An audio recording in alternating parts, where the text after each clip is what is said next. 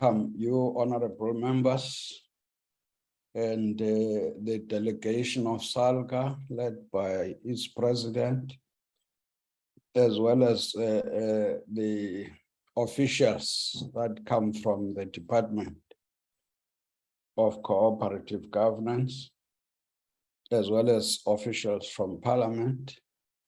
The meeting is duly open. I'm assuming at least that we almost know each other, but I think members will introduce themselves as they are supposed to speak. The delegation from SALGA is led by its president and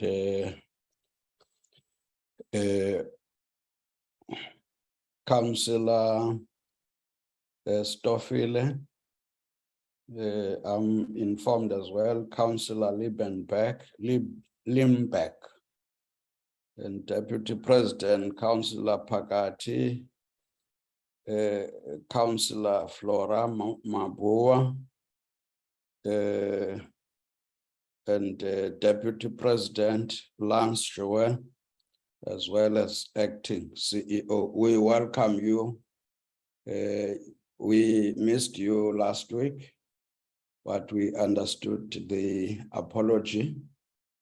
And I will not introduce the honorable members. I think you will know them as they engage and the officials. So let me welcome you, Secretary of the committee. Any apologies?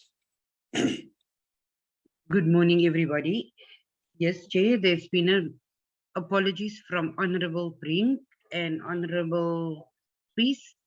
They won't be able to make the meeting as they have a prior engagement. There's also apologies from the Minister, Deputy Minister Bakpila and DG Williamson. They all have departmental commitments, and Ms. Nomonde Abba, Director for Policy Governance and Administration, will lead the delegation from DCOG. Thank you, Chairperson, and we do quorum for this meeting. Thank you very much. Thank you. Then, without wasting any time, the purpose of the meeting is briefing by SALGA as per the announcement and tabling and committee reports, ATC number 150 of 30 September 2022. I will hand over to you, President.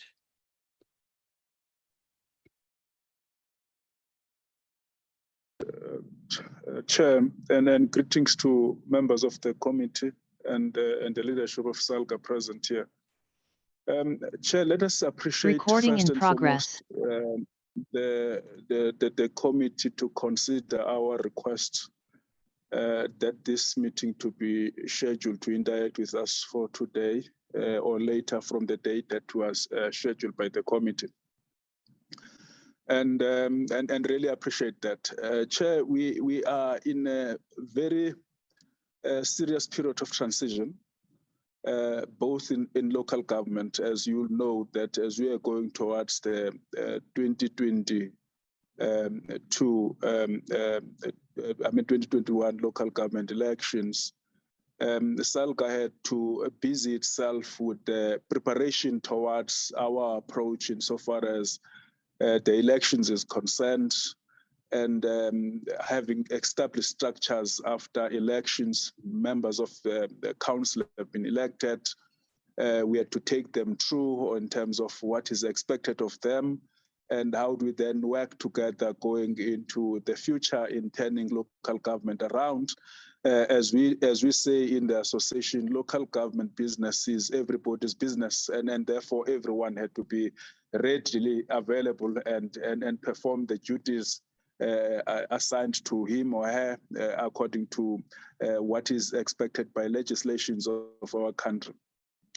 Chair, you'll know that also SALGA is in transition. I mean, it's a new leadership that emerged from the same elections wherein new councillors have been elected. Now they constitute SALGA leadership. And part of that SALGA leadership, it's about how do we then together work collaboratively and cooperatively in making sure that we contribute significantly in local government as a sector, and making sure that the organization remains intact and an organization goes to future. And of course, the issues of transition, it also affected us insofar as administration is concerned. And we'll note that we've got an acting CEO, and the organization is in the process of trying to find a person that was going to take over from Tony George, that have decided to go elsewhere and to perform and pursue and the other duties that are assigned to him by or entrusted to him by the country. Chair, this report is going to be a report that is going to walk us through from a period in which started in 2017, 5-year strategic plan that we have adopted as NEC, then the period in which between 2021, 2022 financial year audit year, and so that it walks us through in terms of what we have done and what we are intending to do, and how do we then go forward insofar as making sure that these things are achieved. We have already engaged in the program of training new councillors, because it doesn't mean when you're a councillor you know everything. You need to be inducted in terms of what is expected out of you, as much as we have received you from shareholders of our business, which political parties and communities that went out on elections and voted individuals to be councillors. And the SALGA have been seized with the program of inducting these councillors. And of course, now we are in the program of taking them through on portfolios in which the individual councillors have occupied since the elections. And this period or the elections that we have gone through are elections that coincided with the implementation of the 3-year cycle of agreement that have been reached with the Labour. You will know, Chair, SALGA has a very good record that is it's explaining itself insofar as how SALGA managed to keep the stability or the peace, labor peace within the sector, because at least the instruments that have been adopted over a period of time, now they are maturing, and that is why we are realizing at least labor stability in the sector, and individuals that probably they need to focus in planning into the future, and that is why the 3-year agreement, and we're really happy with that. And the last issue, Chair, we've been engaged in the number of amendments that have been brought before Parliament, to name the few, Municipal Structures and Municipal Systems Act, and of course the amendments as they've been assigned to law now. We have been seized with this task as an association in making sure that we contribute significantly. And we have been engaged on the Transport Amendment Bill, and of course, with its related weaknesses, and we have been seized with that, and in terms of engaging with what it means and to municipal space where we operate. And we really, Chair, call for collaborations and partnership with what is happening in South Africa today, of councillors being maimed, killed, families being attacked, and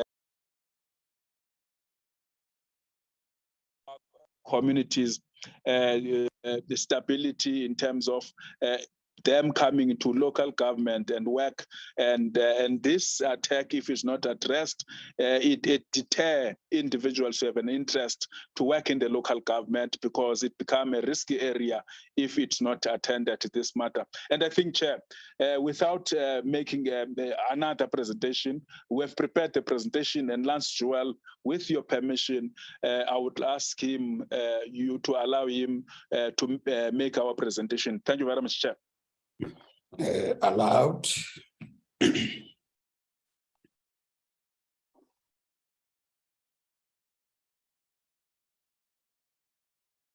You are welcome, Lance Jewel.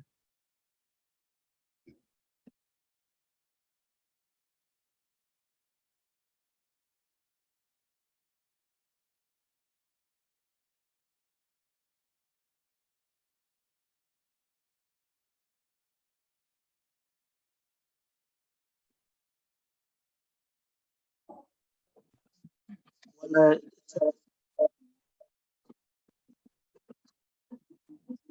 Thank you very much, Chairperson, and greetings to yourself and all members of the Portfolio Committee, the leadership of SALGA, the team from Cooperative. As the President of SALGA has indicated, Chairperson, we will make this presentation. We had circulated, leading up to this meeting, a presentation that is in excess of 90 slides, but we then saw the agenda given to us indicating a much reduced time for the presentation.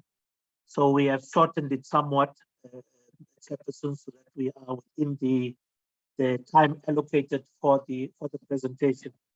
So I will not be running through the 93 slides, but I will go through select slides in the input itself. And this is the menu that we will be going through, Chairperson, starting with the legislative requirements. Of course, as a public entity, we can't hear. public entity, We can't hear you well. I don't know what is required to adhere to the PFMA and in particular around record keeping, ensuring that yes, Chair, we can't hear you. And also subject ourselves to an independent audit. Even All can't of hear which us. has required. We can't hear reflect you on key well. elements of legislative requirements as we proceed. Perhaps as a reminder, Chairperson, we spent some time with the committee earlier this year, both in March as well as in May, talking around the SALGA mandate itself. So we know that members of the committee are quite familiar with the mandate. The emphasis really is that this mandate is the mandate that comes from not only the SALGA constitution, but also the obligations placed on the organization by the White Paper on Local Government of 1998, as well as the different pieces of legislation, including the Constitution of the Republic, placing obligations on the association to assist municipalities broadly. And so these 6 pillars of our mandate is largely informed by that. But the point we would want to also make, Chairperson, is that to execute each of these mandates, if one goes to the White Paper on Local Government, it clearly requires the SALGA to develop the necessary capacity in order to execute these respective mandates. And so, as you would see later on in the presentation, we had to build the capacity internally in the organization through human resources to provide the support areas to our members. So at the heart of the support that we give to our members, at the heart of executing our mandate, is the human resources that we have built up over the years and will continue to build up into the future as we evolve, not only as an organization, but also as local government evolves. The President of SALGA has indicated that this particular year is linked to the 5-year plan of SALGA, and it's effectively the last year of that 5-year plan, which started in its implementation in 2017 and concluded at the end of March 2022. So the 2021-2022 financial year is the last year of this particular 5-year plan.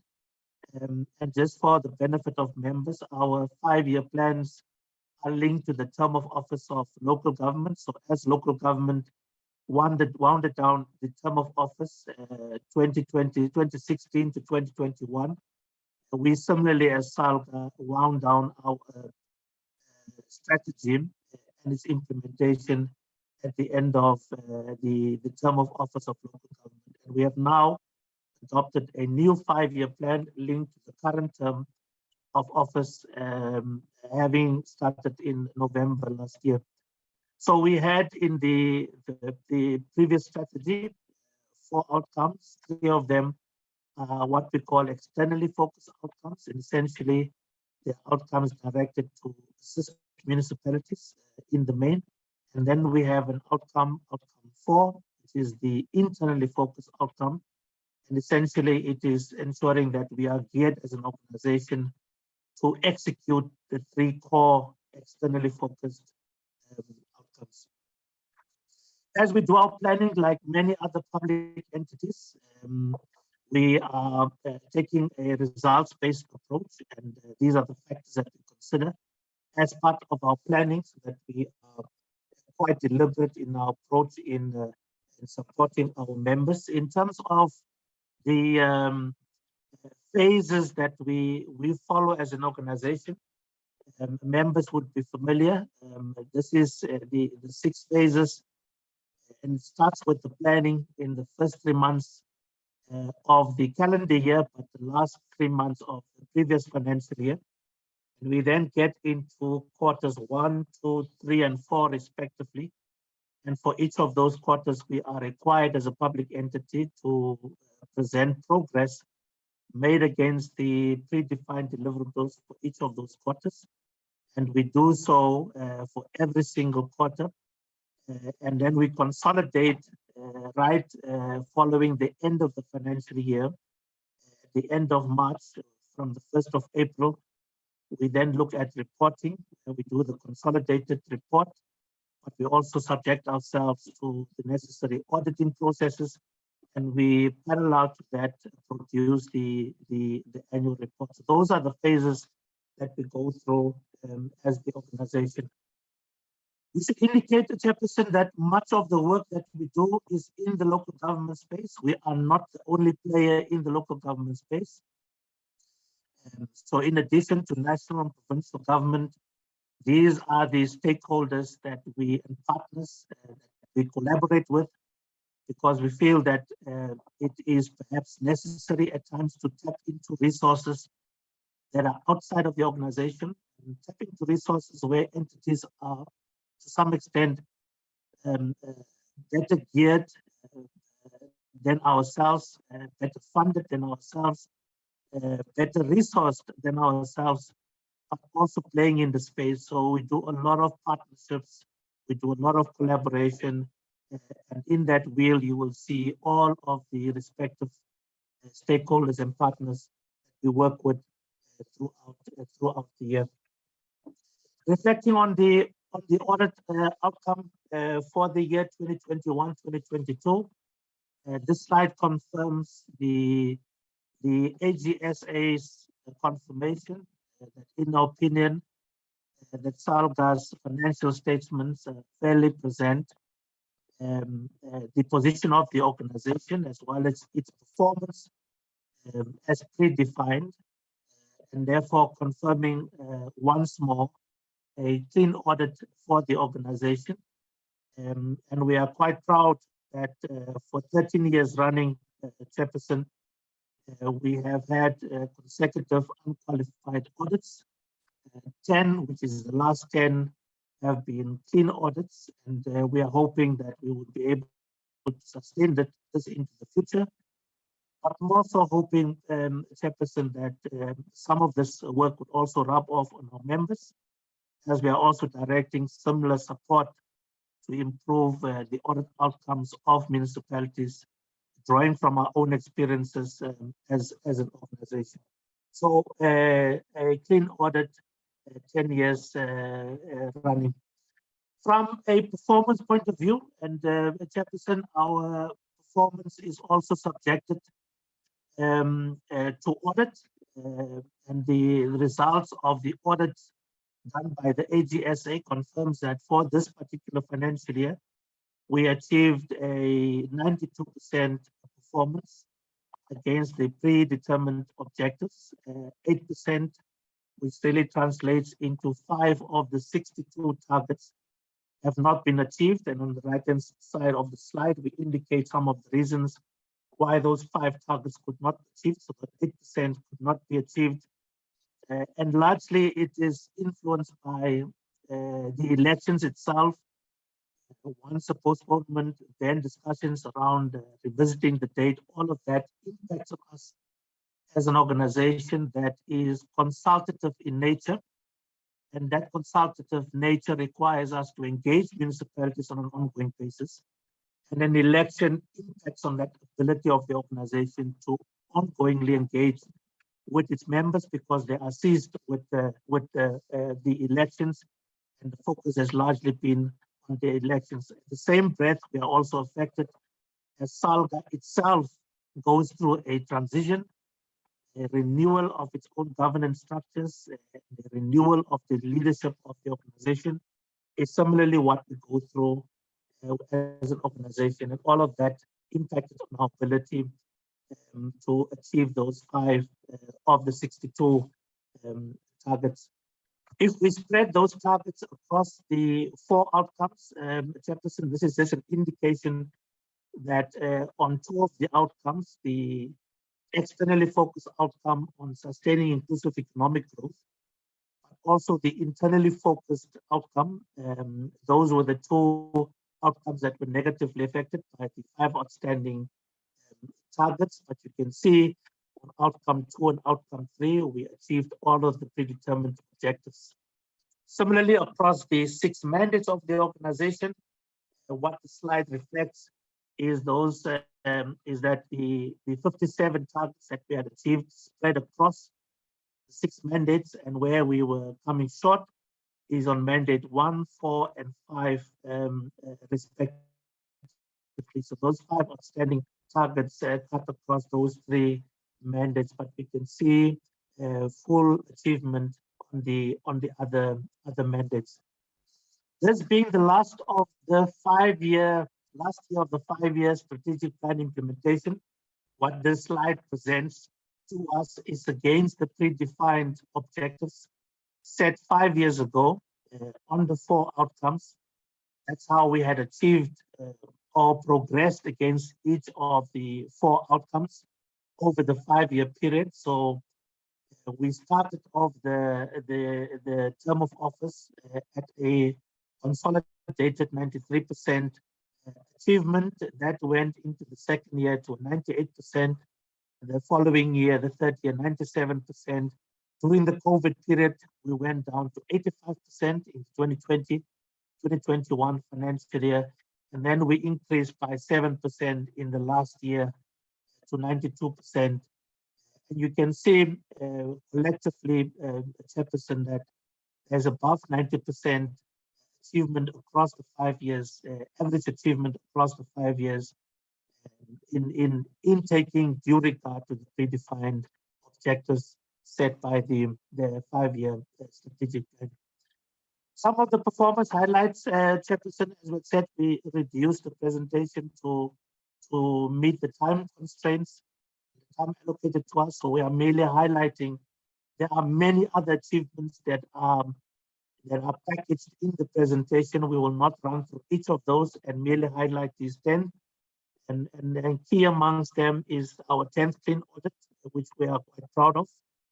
But also, Chairperson, that much of the focus of the previous financial year has been around the elections, whether it is pre-work that had to be done, marching towards the elections, whether it is work that had to be done in supporting our members during the elections itself, or whether it is work that we had to post the elections, as part of our mandate is to support our municipalities. And this was a critical moment for us to support our members. So a lot of focus had gone into pre, during, and post support to assist our municipalities through the transition.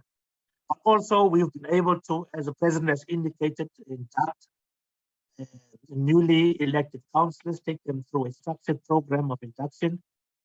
For the year, we were up more than 6,000 in number, as we reached just under 7,500 municipal councillors and officials who underwent training programs during the previous financial year.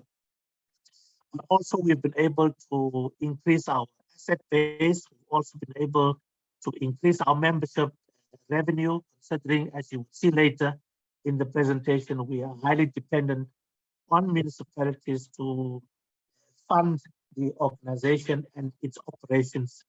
We're also quite proud that, yes, it is not 100%, but we are quite proud that in the circumstances during a very difficult financial year, linked to a transition, we've been able to achieve 92% of our targets, but also quite proud that we were able to assist municipalities under our MAST program, but also assist the municipalities around impact training, particularly in the context of the 1 November structures amendment that introduced and formalized impacts as your Section 79 committees. So we are quite excited that we could provide that support, which we will extend in the current financial year to municipalities. As the President indicated, the fifth multi-year collective agreement we had concluded. It started its implementation from the 1st of July last year, and what it has really done, it has really provided stability in local government from a labor point of view.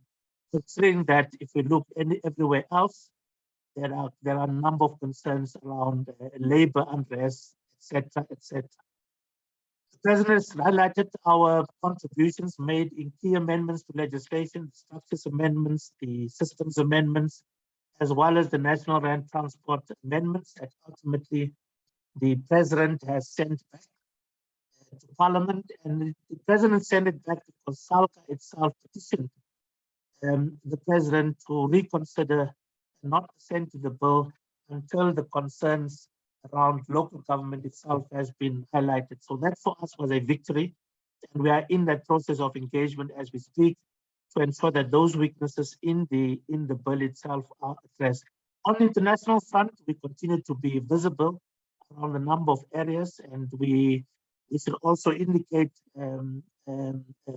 Chairperson, on another note, that last week, as we had indicated to the committee, we could not attend the PC COCTA because of an international conference on local government where SALGA itself participated. And we are quite excited to announce, Chairperson, that the President of SALGA, Councillor Stoffile, was duly elected as a co-president of the international body, United Cities and Local Governments, over the next 3 years. So SALGA certainly, and its contributions in the international arena, is recognized through ensuring, or acknowledging that SALGA could hold leadership positions such as a co-president of the World Body on Organized Local Government. So those are the key highlights from a governance point of view. Chairperson, all is well internally in ensuring that we administratively and politically, we meet as is required. We participate in the National Council of Province proceedings. We are also compliant from a BEE point of view. We are also compliant from the labor relations point of view. And it looks quite well on the compliance side. On HR part, just to reflect, for the year under review, 2021-2022, these were the recruitments. And as a bullet point notes, Chairperson, there has been a deliberate attempt to try and ensure that within the organization, that those that are within the staff complement already are in fact taking up more senior positions in the organization, so that we can also boost the employee morale. So that is a reflection of across the respective races and genders. Those are the recruitments that we had for the year. The full staff complement for the organization sits at 398 as at the end of the financial year. And the picture that is presented is male versus female, where we are standing in the organization, as well as the different race groups that we have as a country. Financial performance, of course, as a membership-based organization, Chairperson, we continue to be reliant on municipalities to fund the organization through membership levies, and you can see that above 90% of the 2 previous financial years, we had to rely on municipalities to fund the organizations. Of course, municipalities that themselves undergoing cash flow constraints, but we can see based on our service offering to them that they are more than willing to assist the organization and keep it financially sound. We remain, Chairperson, from an expenditure point of view, disciplined, ensuring that we spend as and when it is necessary. And this is an indication of our spending across the different areas, whether it's program costs, employee-related costs, and administrative overheads. We, however, remain a financially sound organization. We remain financially sustainable, at least as we speak. We do not know what the future holds, but we are, as an organization, looking at alternative mechanisms to ensure that we do respond to what would potentially be the biggest risk to SALGA in it not being able to fund its operations due to not being able to collect levies from the spenders. So as I reached the end, Chapter said, as I said, a reduced version of the 93-slide presentation, and I hope that we have responded, but also hoping that with the benefit of the detail, members are here to engage us on the report. That is our presentation. Thank you very much, Chair. Thank you. Thank you very much. I'm not sure if then, President, before I move to members, if there's anything you'd want to say, but if not, then I'll allow members. Not now, Chair. Thank you very much. Thank you. Honorable members, this is your opportunity I'll take hands as I see them. There is one member who said he has got a problem. So I see, Honorable Tez, I thought you said you have a problem. You are number one. It looks like it's you only for now. Honorable Teza.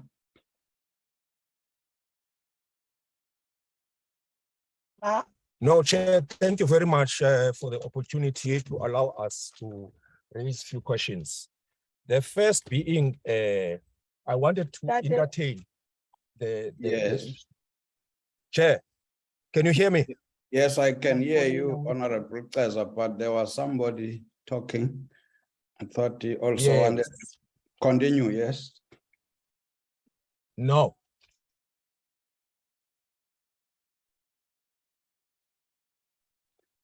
Continue, Honorable Teza. No, Chair, entertained. He raised the issues pertaining to the training of councillors. I just wanted to get an understanding as to what impact has SALGA had in regards to councillors that cannot read or write, because we have that problem in municipality in terms of that.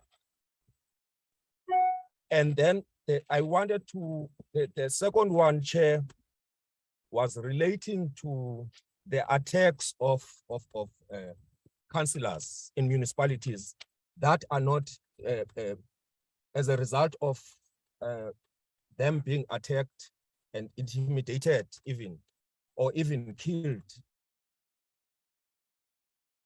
in the what have they done there, Chair, in terms of because we are whole problem of attracting the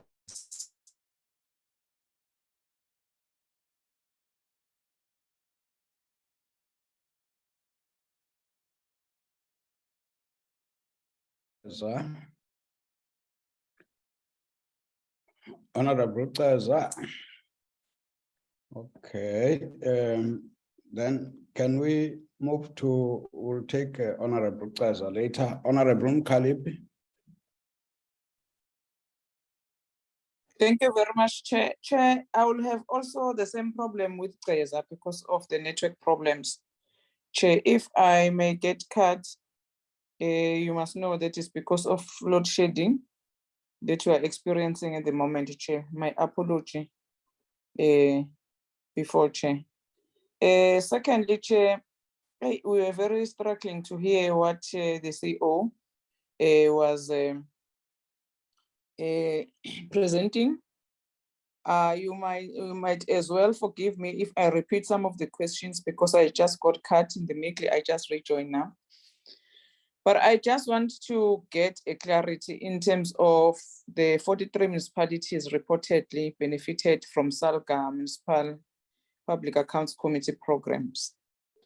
And then I just want to get a clarity in terms of what has this benefit entailed and what impact has it yielded so far. I'm asking this, Chair, because we just concluded an oversight in Liqua. And in Liqua, it seems as if the status quo of this municipality has not changed. And if I remember very well, Honorable Hadebe even asked in a meeting if the MPEC chair was there in the meeting. And it seems as if SALGA is saying here, in terms of the report, they have achieved some of this under the Public Accounts Committee. But when you go down to municipalities, it seems as if there's no meaning role that is played by public accounts committees in these municipalities. Is SALGA playing? And even there in that oversight committee, even the presentation from SALGA was not detailed. It seems as if the role of SALGA is diminishing in all municipalities in this country. Secondly, Chair, I want to ask, there is a matter that I raised several times in this committee. And each time I raise this matter, SALGA promised to do the follow-up and updates, but we've never been updated with that matter. Is the matter that in relations to SALGA Bargaining Council in KZN. And even up to date, there is no clear update.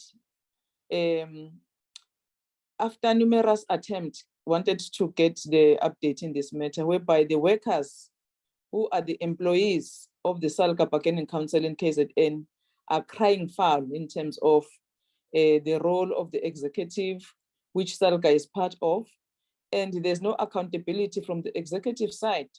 And the employees from SALGA Bargaining Council are saying that there are laws, there are procedures, in terms of compliance. One, they don't even implement the act, the Equity Act.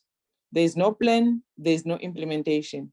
SALGA itself can't explain to us what is the problem, let alone, I know very well that the executive is comprised of unions in order to have a structure called executive. But as SALGA, part of it, can we get a clarity, at least they're here in this platform, to update us? This matter is also been taken to the registrar of the Department of Labor. But it seems as if the registrar as well does not care what is raised in terms of the law, which is not enforced in the bargaining council. Maybe the CEO will also update in this matter because he is aware of this matter, which we have sent it. So when Kaiser gets disconnected, I think his point that he was driving home was the issue of workers who get attacked, even killed within the municipalities. And I know that there are cases that are referred to CCMA in terms of the forum, which SALGA assist with. But now if we can be updated on the role of SALGA, whereby the workers within the municipality will go and cry or demand in terms of the salary, and then they get killed in the premises of the municipality. And then, I mean, what is the way forward? What needs to be done now? What is the role of SALGA? Or is it fine? Now the dispute is between the employee and the employer within the municipality. And when one worker is killed through the security of the municipality, and that's all. So SALGA is going to say, no, I'm not involved. I'm not the one who killed the workers. But the fact of the matter is that SALGA also have a responsibility in terms of their mandate to ensure that there's peace in terms of the labor dispute within the municipality. If I can get clarities on those things, Chairperson, I can be very happy.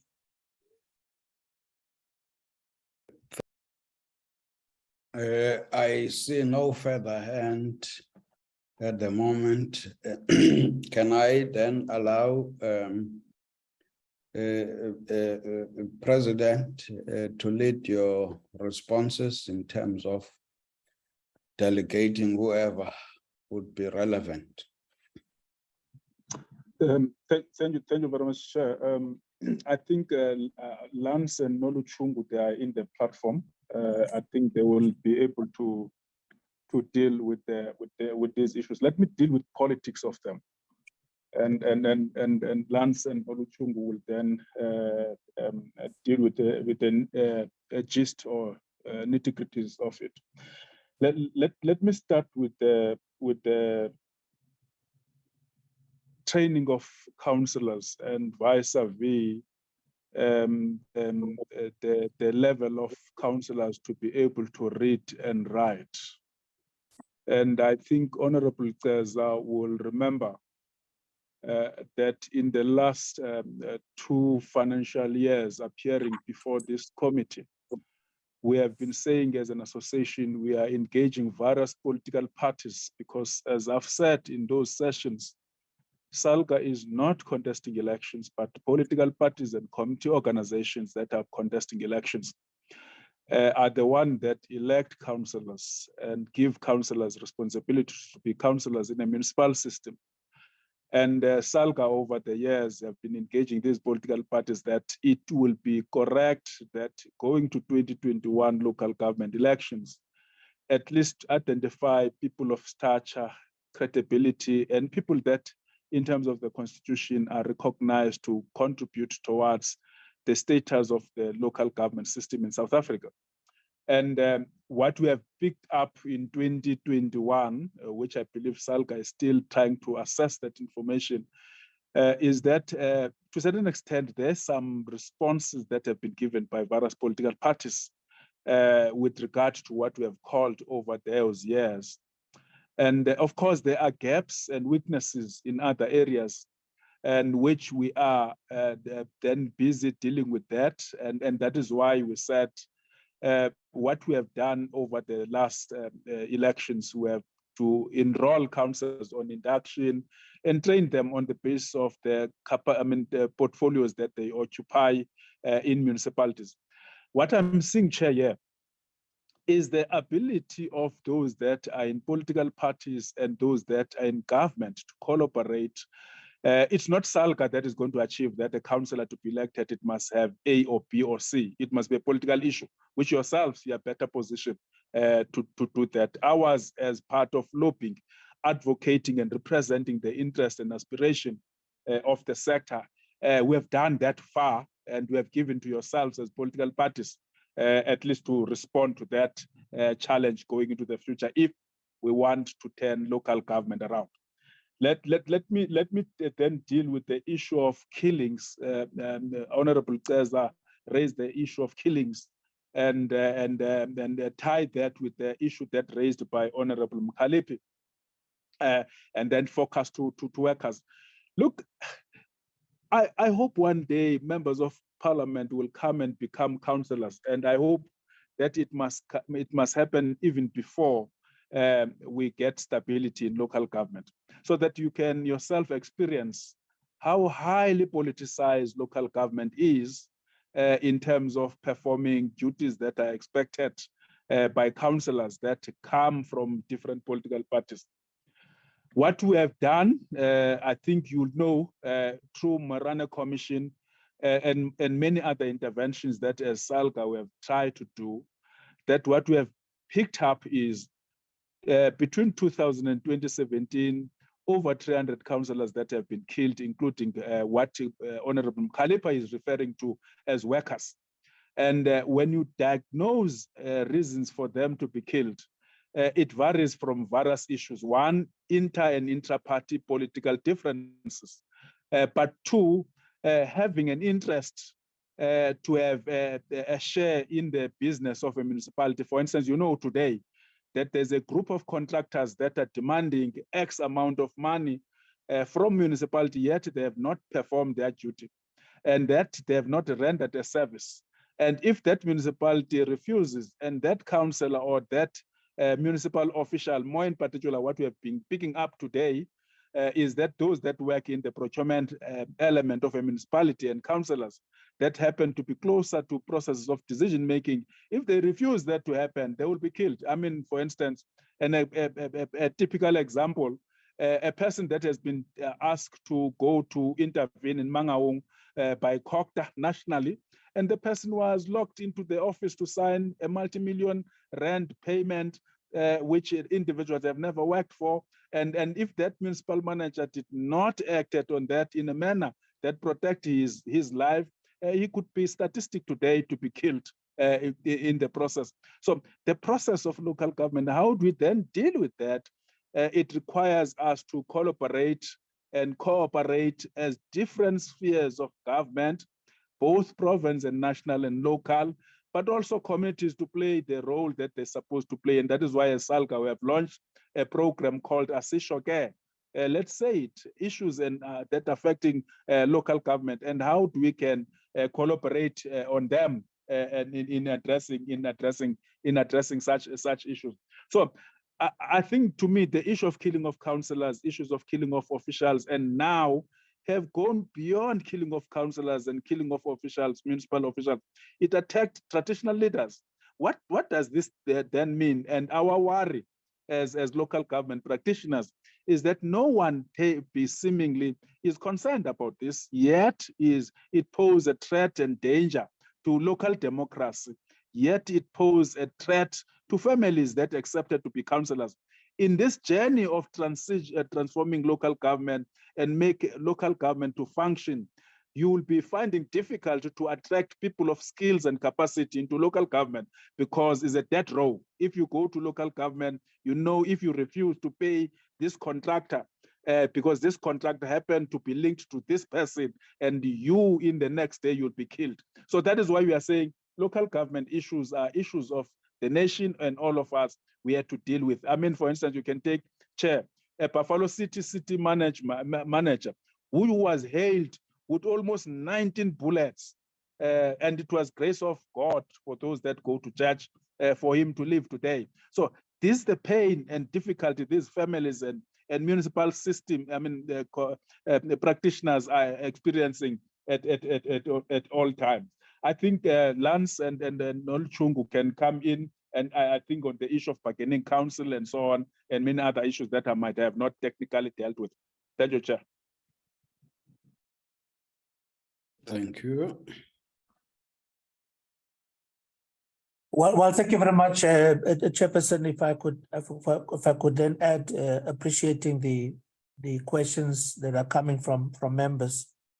I think the President has covered, Honorable Cesar, to respond to Honorable Kalipi on the first point raised around the impacts. I think, Chairperson, prior to the November 2021 amendments to the Structures Act, we have really found an informal way of dealing with oversight in the local government space through the creation of impacts without the backing of the legislative framework. So we had created impacts across municipalities. We have ensured that they are functional, but they have not been effective. And that effectiveness is largely informed by the lack of teeth and or the lack of willingness to want to deal with oversight in an appropriate and in a structured manner. So what the November 2021 amendments did effectively was to introduce that structure, formalize impacts as your Section 79 committees, and now we've also seen the conversion of those chairpersons to full-time chairpersons, and therefore we now have these full-time structures of oversight. And what we had done as SALGA, using that opportunity of the amendments to the Structures Act, is to start the process of ensuring that these newly structured committees are now taken through the process of, because of course there are new members to the impacts, also new chairpersons to the impact, on familiarizing them of the expectations of the committee itself and what is to be achieved through that particular committee. Of course, it's still early days. We have only worked on 43 municipalities. In this year, we are also adding another number of municipalities that we will support. But the idea is to increase awareness around roles and responsibilities. But secondly, ensure that these committees are functional going forward and they achieve the objectives that have been set through the amendments to the Structures Act. On the issues raised around LIQA, Chairperson. Chair, Yes, Honorable Cesar. Chair, am I audible? Yes. Am I audible, Chair? Yes. Okay. No, this was my last question, Chair, to SALGA. Pertains to the stakeholders. What are the high silent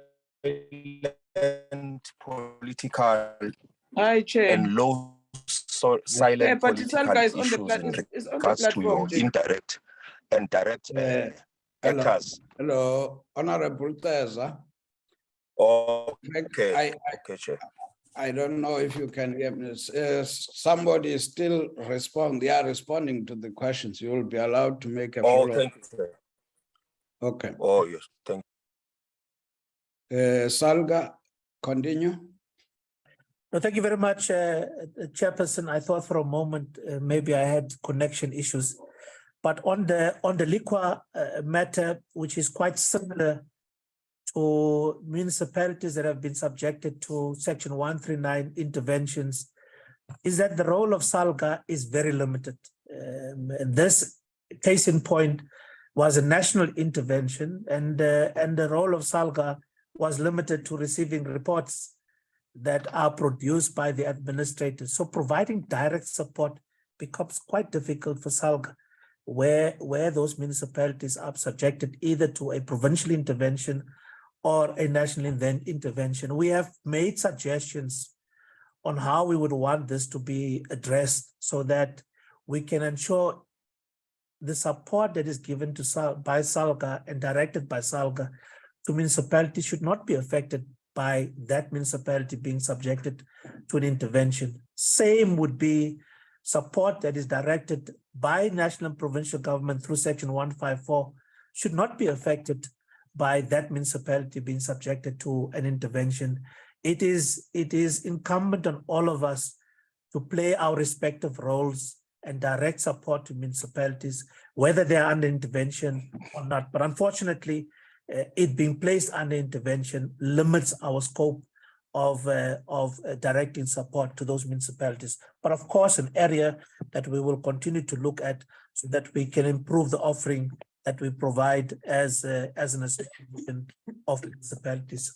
On the issue raised around the South African Local Government Bargaining Council, Honorable Kalipe is correct that this matter has been raised in the past, and our response in the past, which will be very similar to our response now, is that the matter is in the bargaining council arrangements, meaning it is locked into a process as defined by the bargaining council. As SALGA, we are but one of the three parties that participates in the bargaining council, and the process is at an advanced stage. At an advanced stage when investigation was initiated, a report was made available, and now there are further processes defined to take those recommendations forward, including, as Honorable Kalipe is saying, engagements with the Registrar of Labor. And there is, for instance, an engagement scheduled for the 8th of November with the Registrar. And it is hoped that once all related processes have been concluded, that we will be able, well, not us, but the bargaining council will be able to pronounce on this matter. But it is a matter that is receiving the attention. It may not be correctly so as speedy as would have been anticipated. But as SALGA, we are part of the process, and we respect the process and hoping that its outcome will indeed be responsive to what the intent was upon initiating it. The president of SALGA has extensively touched on the attacks on councillors and officials. And the question is, what is SALGA doing? And perhaps, Chairperson, we would want to use the opportunity to also indicate to the committee that we had, as recent as the NCOP Local Government Week, tabled clear recommendations and proposals from SALGA on how we should address this head on. Secondly, during the local government summit convened by COCTA, we likewise had tabled a full set of proposals on what we think should be necessary steps to respond to what is becoming a very concerning matter, but is a very pressing matter. So we have clear recommendations and proposals. We will share that detail with the committee, Chairperson, separately, so that the committee can see what are the areas that are being suggested. But we have also proposed to COCTA, to the Ministry of COCTA, through the meeting between the SALGA presidency and the COCTA ministry on the 6th of October, last week, Thursday, a full set of things that we should jointly work on as COCTA and SALGA respectively. So we'll make that available so that the PC COCTA can be within the loop on what we are doing in this space. Thank you very much, Chairperson.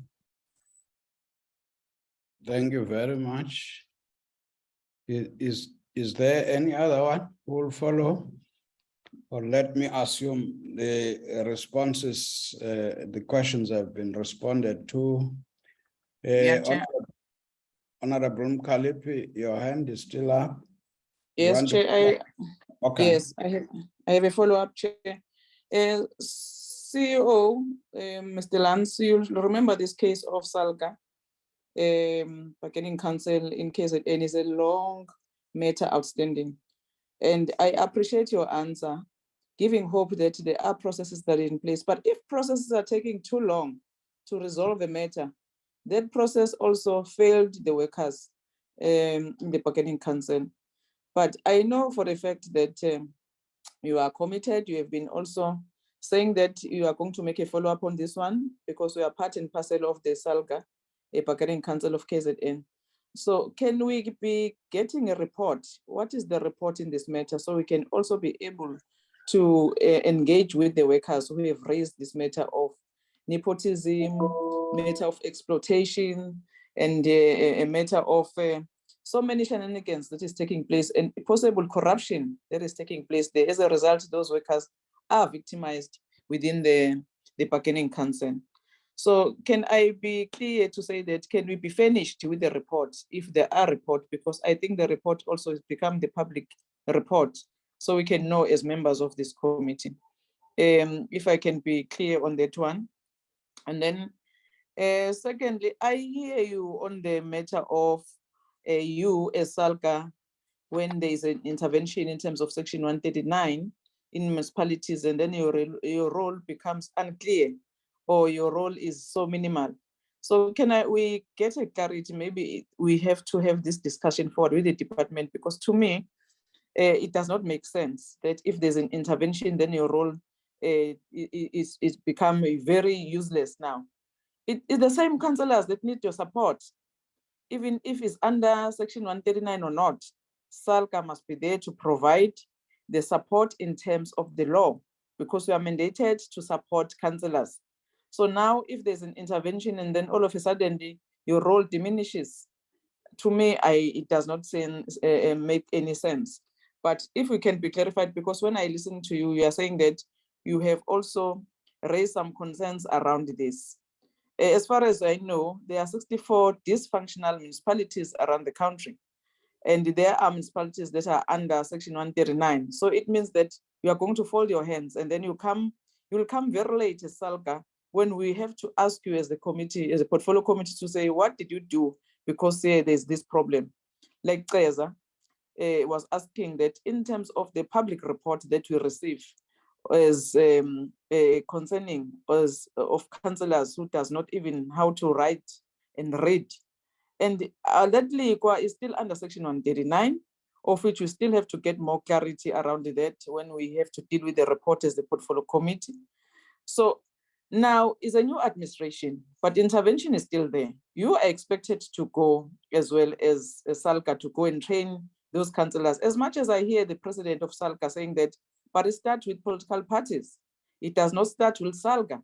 When we have to send or we have to deploy people who have some capacity, it won't be SALGA that must take the blame. It must be political parties. But equally so, you have a responsibility to ensure that those people get now, they are in your hands now. They're elected by political parties, they're here in the municipalities, their councillors are your baby now. So you must come in with your program to say, now this is our program that seeks to empower you. So now when your role is very minimal in terms of Section 139, it becomes a problem. I think it needs to be clarified, Chairperson. I don't know how, but we need to get a clarity, the role of SALGA, because it does not make any logic to me when there's Section 139 intervention, and then now we have to take a back seat. The last one, Chair, is just that I was struggling with the network. I didn't know if my colleagues have asked this one. Here in your report, CEO, SALGA spent 35.6% more on personal cost. I think is on page 89 of your annual report. In the previous financial year, personal cost amounted to 74.4 million during the year under the review, and the amount is 100 million. So what explains this? This is very high increase in personal cost. What explains this? Please explain to us. We are coming from COVID. Everyone was not working, was not traveling, was working from home, but the cost is extremely high. And secondly, you are saying that when there's intervention of Section 139, your role is not there. So what explains this high exorbitant cost? Please explain. In terms of CCMA, there are 3 cases that were referred to the CCMA during the period under review. Please update us in terms of the CCMA. Did you win those cases, or you are a bad employer? In connection with this one that I'm referring, which I feel very strong about it, because it has been taking 3 years to resolve the matter of employees of SALGA in KZN. So when the president of SALGA says Noluntungu, and I think I remember the name, it clicks the name when we met with the executive of SALGA in KZN. I think Bam Noluntungu was there, but I will be correct. I'm subjected to under correction if I'm wrong, but I need explanation. I hear you, you are part of the executive, but what you are doing as SALGA to resolve those matters, because once the law is not followed or is not implemented, I think all of us, we must be worried. We can't be part of law that needs to be implemented in South Africa, and then when we serve in different platforms, whether I'm the party to that executive or not, but once there is no implementation in terms of the Equity Act, it means there's something wrong with the institution that I'm serving, because we are serving there on the basis that you are part to that SALGA of Bargaining Council. It's very worst case if the secretary of the Bargaining Council is there is a serious allegation that all the members of the executive are being bankrolled with serious monies. As a result, there is nepotism there, very highly nepotism in the Bargaining Council. And then all of us, we just keep mum on the matter. It can be. Thank you very much, Chair. I assume Honorable Kaza is not in now to make follow-up.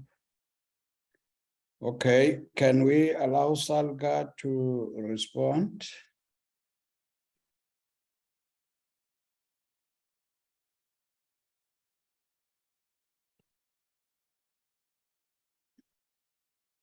SALGA? Lance, thank you, Chair. I think Lance, let him start, or Noluntungu, whoever in the office. I'll finally on the issues that raised politically. Okay. Lance. Well, thank you very much, President, and also appreciating the additional inputs coming from, in the main, Honorable Kalipi. The first issue, Chairperson, as I respond, is that the Local Government Bargaining Council is a separate structure from SALGA.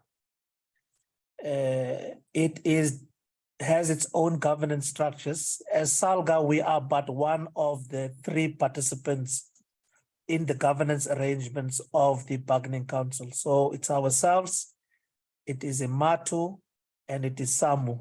So those are the players in the bargaining council.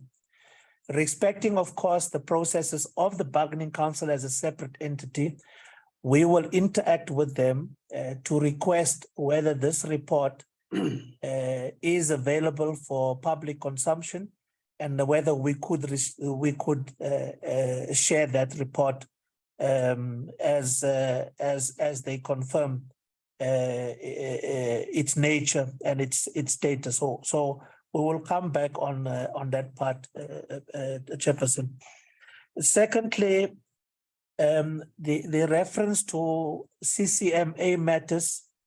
It is CCMA matters of local government itself, its municipalities. It is not SALGA internal CCMA matters. There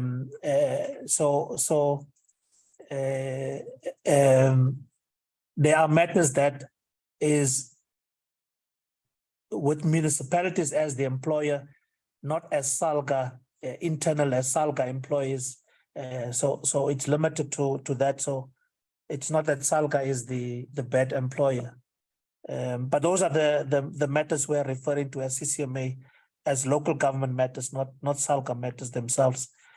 The third issue, Chairperson, is that, of course, as I presented around employees and the number of employees, the key difference between the 2021 financial year, which is the financial year under review, and the financial year that precedes it, which was in the thick of COVID-19, is that, of course, as we emerged from that COVID-19, we also had to embark upon a process of recruitment, and we had presented specifically the numbers that we had recruited in the financial year, sitting at 37, and those come with additional financial burden on the organization, but enabling the organization to respond to its mandate. So a simple response would be the induced increases around employee costs are linked to the recruitment that we had embarked upon, and we reported accordingly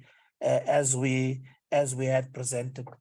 Around interventions, the Chairperson, that's exactly, we agree wholeheartedly with Honorable Mkhaliphi. But the addition thereto is that the very nature of an intervention is that municipal responsibilities, municipal legislative authority is removed from the authority of the council and put into the authority of an administrator. So its nature is taking over responsibilities and removing the authority of council around those responsibilities. So it affects SALGA's ability to engage with the council, which does not have the authority. The authority has been given and handed to an administrator that runs with those responsibilities for the period defined for the intervention. So that itself is problematic and therefore affects our ability. So we can't provide support to a municipality, a council, where it is on an authority that has been removed and sits and resides with an administrator that reports and accounts to either provincial government, if it's a provincial administration, or reports to national government, if it's a national intervention or administration intervention. And that's the difficulties that find expression within interventions. And we are quite willing, Chairperson, to have a further engagement with the portfolio committee so that we can outline to you the difficulties that interventions present, including the limited impact of those interventions in improving or turning around the state of affairs in those municipalities. But it's areas that we can certainly further engage on. So, Chair, those were the responses to the additional issues raised by Honorable Mkhaliphi. And as for Honorable Xeza, we are more than willing, Chairperson, if we get a written question from Honorable Xeza, we can respond to those in writing, considering his network challenges. Thanks, Chair. Maybe before we allow Councillor Stoffile, we allow Honorable Mbumza. I see your hand, Honorable Mbumza. Thanks, Chair, and good morning to you, Chair, the President of SALGA, and members. My interest, Chair, is that in the current subdued economic outlook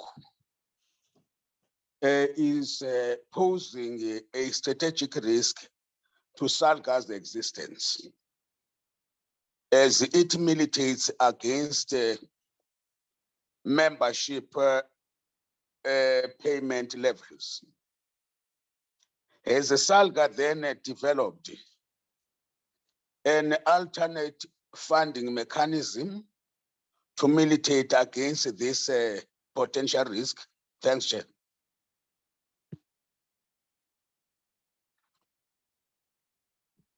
Let's allow SALGA to immediately respond to this one.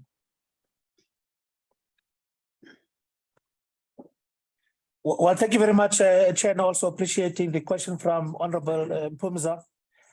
Indeed, correct that a combination of the economic climate together with the broader difficulties that municipalities are experiencing around cash flow, with most only starting to recover to pre-COVID collection levels, all of that impacts negatively on the organization and its planning for the future. It's an ongoing conversation in the organization. It's one of the top risks that we have in the organization. It's an area we continue to keep our eye on. We have been fortunate, Chairperson, that in the recent, as particularly the 2 financial years preceding the current, that we have been able to persuade municipalities to continue their support, financial support in the main to the organization. But we are mindful of the reality, Chairperson, that municipalities continue to go through financial strain, and we are looking at alternative revenue streams outside of looking at and depending on membership levies to sustain the organization. It is work in progress.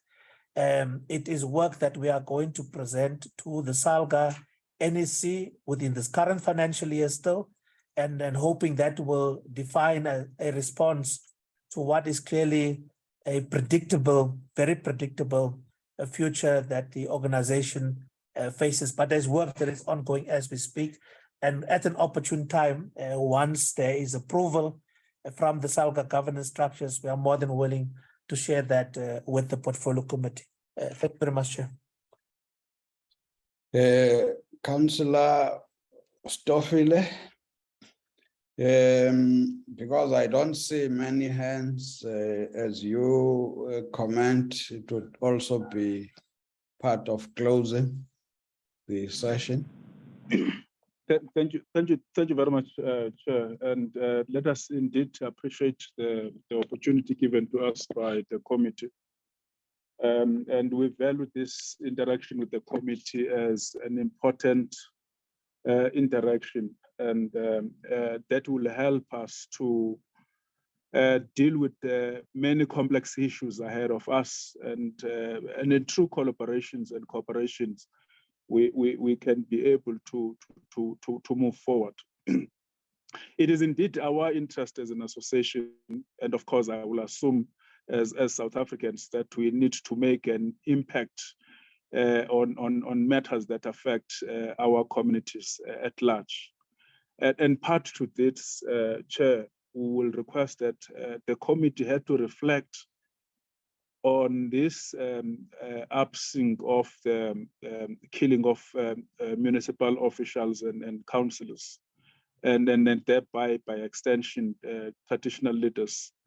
It's danger to local government and the interest that we want to drive insofar as making local government as a responsive sphere of government that renders services to communities, and then local government to have a better space to operate unflinchingly so and deliver service to communities. And this, it can only be achieved if we work collaboratively. And I think on matters that it's not clear, we believe we can submit.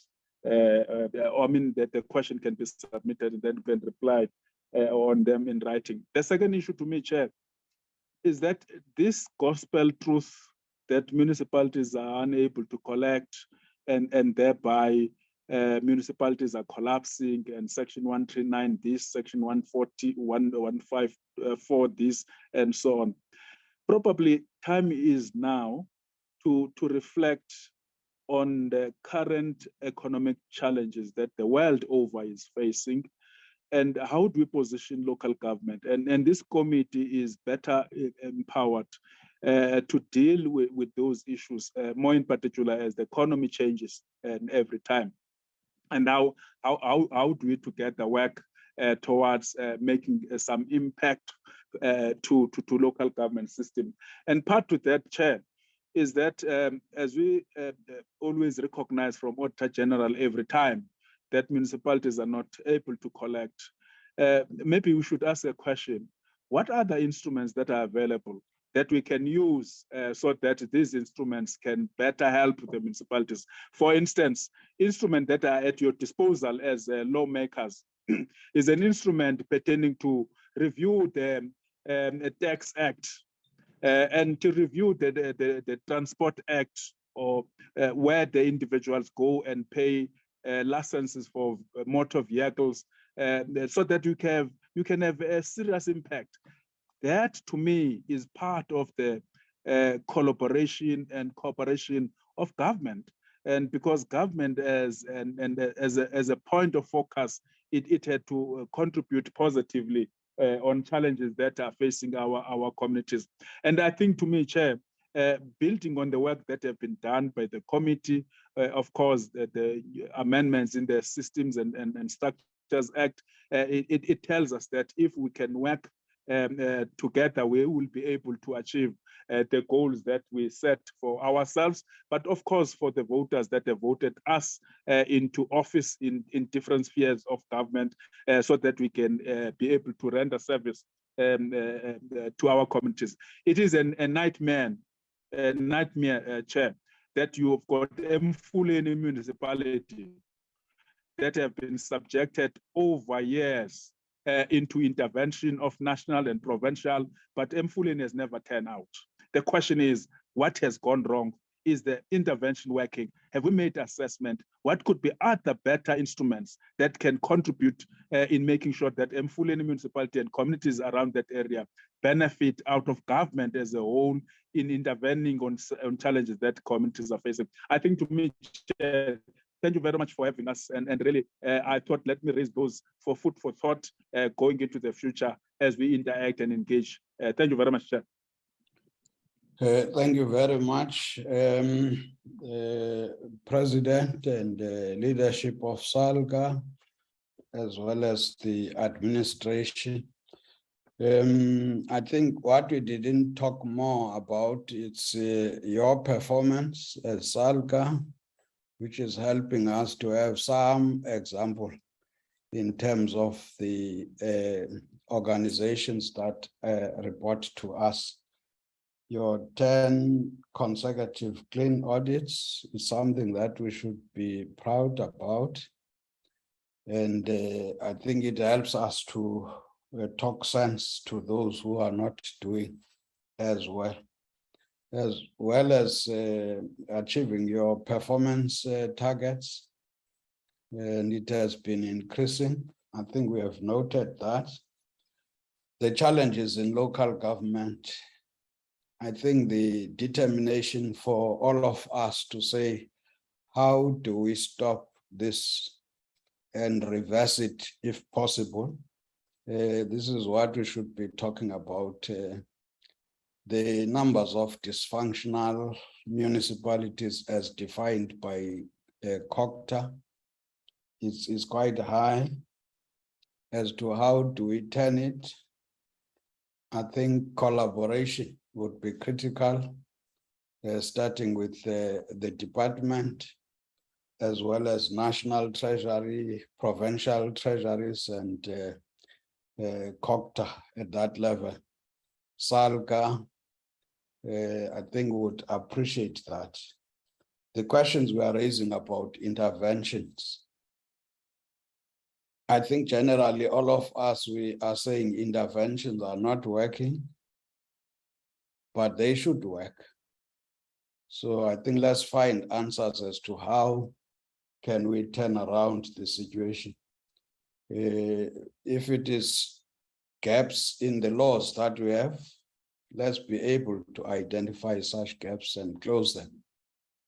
In other words, we can't throw our hands into the air. The people of South Africa are looking at us and they are expecting solutions from some of the problems.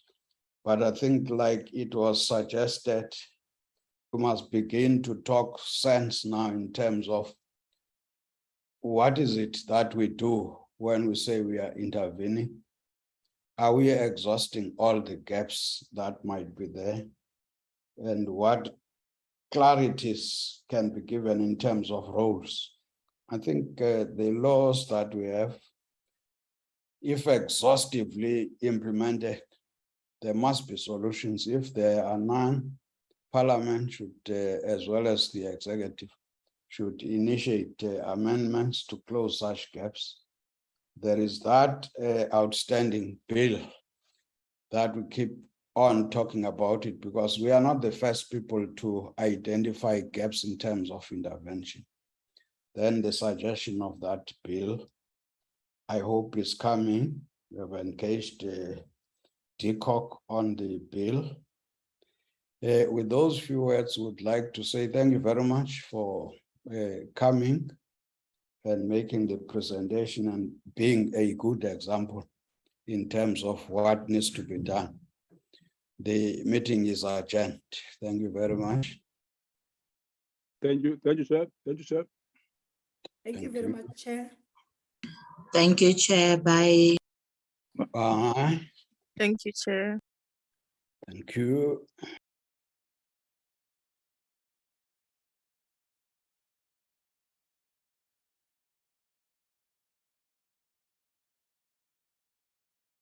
Recording stop.